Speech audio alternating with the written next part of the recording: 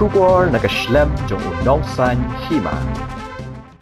Professor Prabha Shankar Shukla, Vice Chancellor jong School ba North Eastern Hills University, Jingïakren berkinong thok khubor, mentaka jan Miej ke Henry tarik unai Weng arajar arpusau, Haslong Press Club, ulaong bamauru ubut renti ikikindon kibala pentrai kam hapok ke School ba Nehu, bat ula kren syairu banakaliang jong u unkot yaga seng jong kikina puli ke School ba Nehu syakam Miej Jingïakren, kiba Kyntu ya ke Nehusu, Nehunsa, bat ru ke seng jong ginong hikai, lada kiadan benta, namar kumakalong menta nakaliang Shukla ulaong ba umdan jingtip ay hanor ke jingadan benta jong ginong hikai, ban kersyan yi kikina puli kibala penlong yi ke Jingïakhih.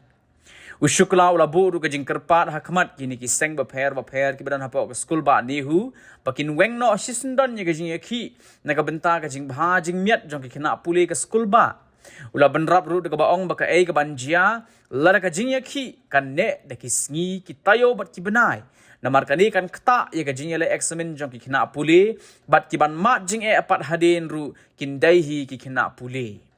Sashisin nakaliang Shukla ula Kyntu ya baro kibiran benta kibala penlong ya ke Jingïakhih bakin wan syakmat banyak keren naga benta ban wat ya ke jubab kibala ya menjur lang kibakat kum ki kindon bat ki jing penyat jong ke School ba shisho Shukla ula benrap ru de baong ban nakaliang jong ushimet umdon jing thot ai ha ka bede bat ke jing syak pen kenriak kam shanu ru the norms, rules and the system. Because I am also bound with the rules and regulation. Always ready to discuss my students. Or discuss my teachers or the non-teaching association. Will you also appeal to them to follow their agitations because it is hampering your university? Yes. My request to the student union, non-teaching union, and also if the teaching unions are involved.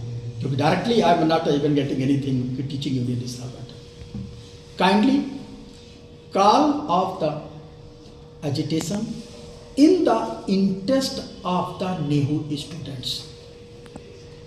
What will be the consequences if it is going there for a long time? Definitely the examination will be affected. So who will be the sufferer?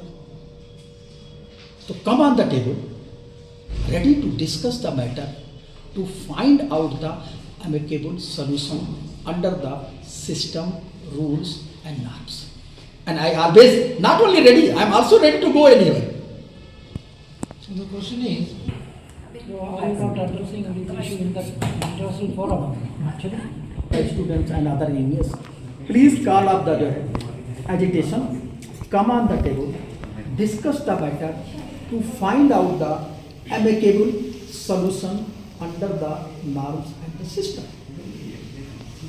I am always ready, I am always free to discuss with the